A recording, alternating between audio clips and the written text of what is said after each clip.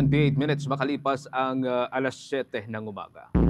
Kaugnay ho ng balitang yan, mga kapumo, update po tayo sa ilan pang mga kaganapan kasabay ng nagpapatuloy pong paghahanda ng Commission on Elections dito ho sa 2025 national and local elections. Kasama ho natin ang Executive Director ng grupong Lente. Ito ho ay grupong binubuo ng mga abogado, mga paralegal, mga law students at mga volunteer. Kasama natin si Attorney Ona Caritos. Magandang araw ho sa inyo. Welcome sa Bombo Radio Philippines, Attorney Caritos. Si Bombo Genesis po ito. Kasama natin si Bombo Jai. Attorney.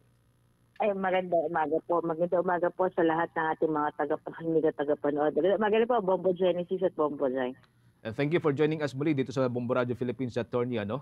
It's been a few days simula po nag-umpisa itong campaign period, no, para sa national level o yung mga tatakbo sa local o national position. Anong observation natin dito so far? Kasama na rin po yung ilang mga preparations din ng Commission on Elections, Attorney.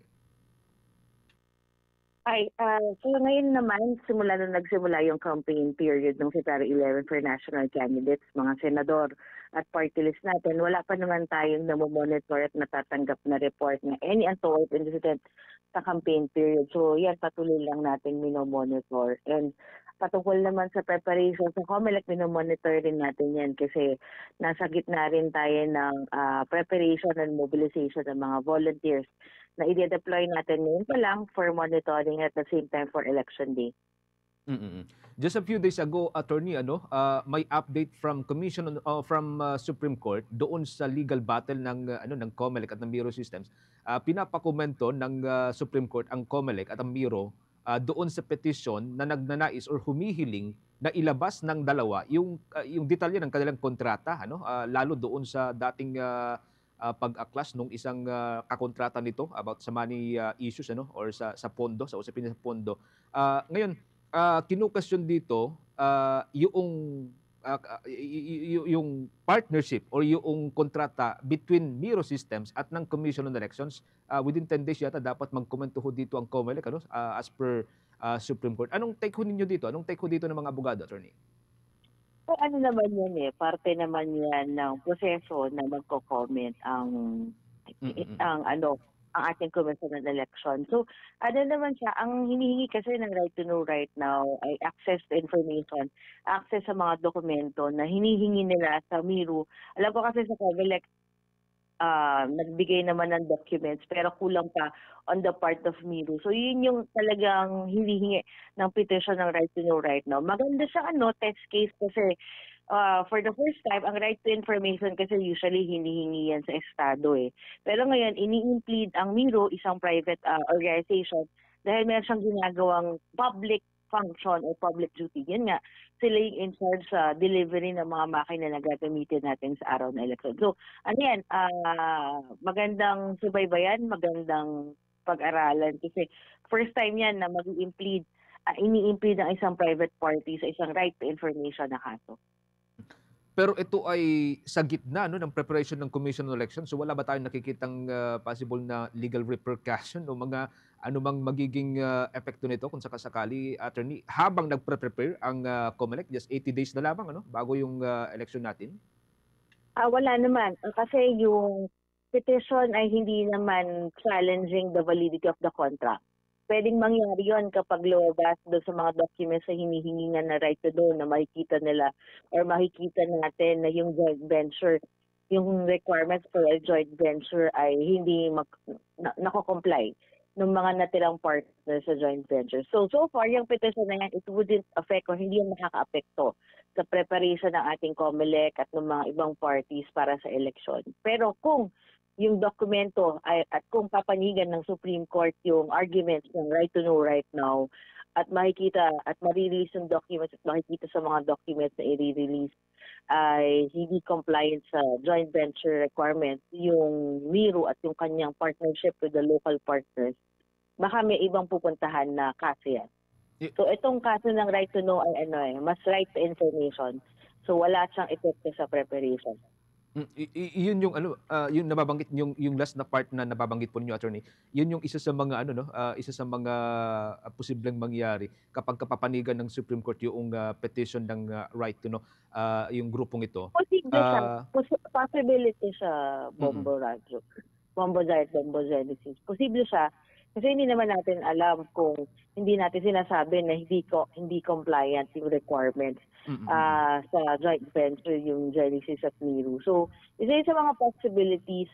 Pero sa ngayon, ang tinitingnan lang ng petition ay yung karapatan natin kumuha ng information sa private entity katulad ng Miru. So, yan yung gusto nating makita at gusto rin actually ma-establish ng right to know na may karapatan tayo from private entities na gumagawa ng public duty or public function. Okay. Ang ating katandem si Bombo Jai with the questions. Alright. Attorney, ano po ang take niyo sa ilang legal issues na lumabas sa pagsisimula ng campaign period like yung pagpapalabas sa campaign video ni Kibuloy kahit na nakakulong, yung pagpaparehistro ng Commission on Elections sa mga survey at yung pag-take down sa mga unregistered pages? Okay. Yung kay naman po kay Pastor Kibuloy, dahil yan walang jurisdiction ang COMELEC kasi nakakulong siya. So ang may jurisdiction yan yung ating jail personnel at yung mga jail authorities natin. And nabasa ko naman na meron siyang authority, pinayagan siya na mag-shoot para sa simula ng campaign period. So yan naman ay okay naman kasi parte yan ng karapatan niya as a kandidato mangampanya. Pero unlike other candidates na nangangampanya out in the open, araw-araw siya, dahil nakakulong siya and under siya ng authority ng mga jail, jail personnel, syempre susunod siya sa kung ano yung regulation ng ating mga jail authority. So yan, dahil pinayagan siya, so okay lang yan. Kasing sa pangalawa naman, okay, go, Bombo Jai. Okay. Anong paghahanda naman po ninyo ng inyong panig sa nalalapit na pagsisimula ng local campaign period? Ano po yung magiging focus dito ng Lente? Well, sa darating na simula ng campaign period ng ating local authority sa March 25, ay ang focus talaga ng Lente yung ASR na tinatawag o yung abuse of state resources. Ito yung paggamit ng mga kagamitan ng gobyerno, paggamit ng pera ng gobyerno, tao ng gobyerno para sa pangangampanya ng incumbent o nung nakaupo. Isa yun sa mga titingnan natin, lalo na ngayon, malaking issue. Ngayon pa lang, binabantayan na natin yan actually. Malaking issue yung mga social welfare program natin. Naglabas na ng guidelines ang ating DSWD na ang preliminary guideline dapat walang kandidato na sasama sa distribution ng social welfare program. So yan, isa yan sa minomonitor natin sa ngayon pa lang at sa darating na simula ng campaign period ng mga local candidates.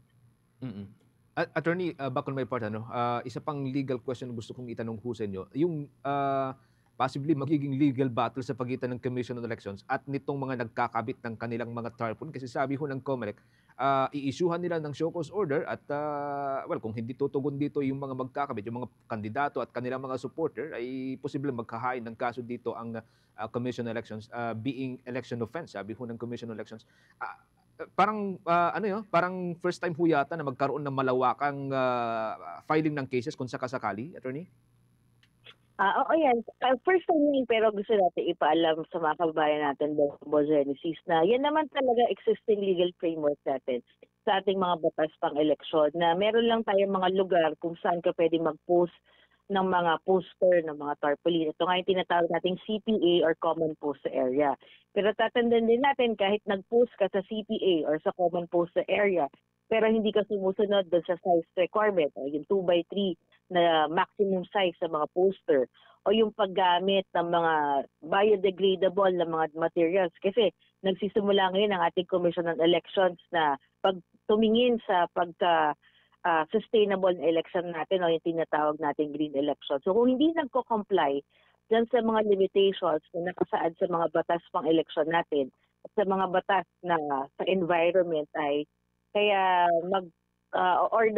mag-i-issue ng show cause order ang ating COMELEC para mag-explain yung mga kandidatong hindi sumusunod sa ganyang mga regulation. Pero katulad nga na nabanggit mo, Bombo Genesis, first time yan na actively talaga nagsisik ng accountability o talagang wina-warningan ng ating Commission on Elections ang mga kandidato at ang kanilang mga supporters na sumunod sa mga batas pang eleksyon natin. Kasi nga, in previous election, lagi natin napapansin, Bombo Genesis, kaya nga may ganyang statement tayo na parang first time to na malawakang order na gagawin ng COMELEC. Kasi hindi talaga siya masyado na pagtutunan ng pansin ng COMELEC, madalas yung pagbabaklas lang ng mga poster na wala sa mga authorized area, yung nakikita natin at napapanood. Pero ngayon, mas hina-highlight ni COMELEC na bawal talaga yan at yan ang election offense. At maaari kang ma-disqualify, maaari kang makulong sa paggawa ng mga bagay na labag na yun. Kasi may precedents na ho yata last 20 nitong barangay elections, last 2023 kung di tayo nagkakamali, attorney, kasi nagpadala ang Commission on Elections ng daan-daan or libu-libong mga show cause order doon sa mga kandidato sa barangay at Sangguniang Kabataan elections. Na sabi rin ng COMELEC, ito yung first time na umabot ng hanggang libu-libong kandidato yung kanilang pinadalhan ng show cause order dahil dito sa mga violation na ginawa nila. So possibly pwede ring maging basis din yan, ano, ng Commission on Elections kung sakasakali, attorney, as a precedence. Oo, kasi ano naman yan eh. Hindi kailangan nga ng president kasi sabi ka na nabanggit ko kanina, Bombo Genesis, diba? Power naman ni COMELEC yan. Under ng power nila na binigay sa kanila under our election laws. So, kailangan lang talaga gawin ni COMELEC tong ginagawa niya ngayon, katulad nung nasimulan niya nung barangay SK election, na mag-seek talaga na accountability at i-remind ang ating mga kandidato at kanilang mga supporters na bawal yan, pwede talaga silang makulong, pwede silang ma-disqualify. At hindi lang siya usapin ng, mali yung pinaglagyan mo ng poster or mali yung size ng poster na ginagamit mo.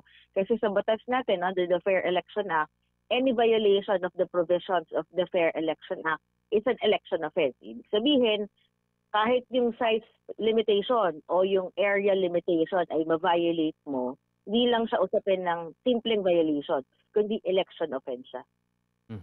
Attorney, maraming salamat. Thank you again for joining us sa Bombo Radio Philippines. Hanggang sa mga susunod na kayo po makausap po namin, I'm sure marami pa tayong mga pag-uusapang mga issues. At thank you, attorney. Ingat po kayo. Ay, wala. Ano man, hanggang makakatulong tayo, Bombo Genesis at Bombo Zay. Magandang umaga po ulit sa ating lahat. Si Attorney Una Caritos, mga kabombo. Siya po ang Executive Director ng Grupong Lente. Binubuo po ito ng mga abogado, mga paralegal, grupo po ng mga law students at mga volunteers. Mamaya, magpapatuloy pa po tayo at update sa ilan pang mga balita sa ating pagpapatuloy.